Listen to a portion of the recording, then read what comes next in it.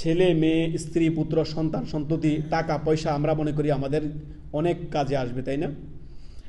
আল্লাহ রব্বুল আলামিন সূরা শুআরার আয়াত নাম্বার 88 এবং 89 নম্বর আয়াত, যে আমাদের দুনিয়ার জীবনে আমরা সন্তান সন্ততি টাকা পয়সা ধন দৌলত নিয়ে আমাদের বড়াই এবং আমাদের অহংকারের শেষ থাকে না। সুবহানাল্লাহ।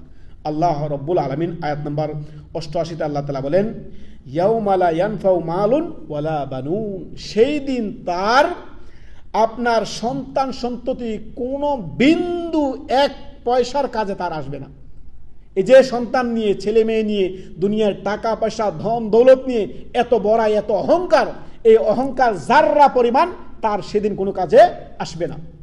কিসের অহংকার? মানুষ মাটি থেকে আসছে, আবার মাটিতে বিলীন হবা, সেখান থেকে আল্লাহর সামনে দাঁড়াতে হবে, হাসর মাঠের সমস্ত কিছুর হিসাব তোমাকে দিতে হবে। তারপর আল্লাহ তাআলা বলেন, ইল্লা মান আতাল্লাহা বিকালবিন সালিম, যে আপনার আল্লাহর কাছে প্রশান্ত অন্তর নিয়ে, যে সুস্থ অন্তর নিয়ে, যে ঈমান ও সৎকর্ম নিয়ে রবের সামনে হাজির হতে পারবে, সেই হবে প্রকৃত সফল, সেই হবে প্রকৃত আপনার সফলকাম ব্যক্তি।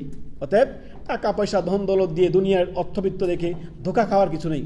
যদি সৎকর্ম না থাকে, ঈমান আমল না থাকে, তাহলে তার পুরো জীবনে বৃথা। আল্লাহ আমাদেরকে বুঝার তৌফিক দান করুন। আল্লাহ।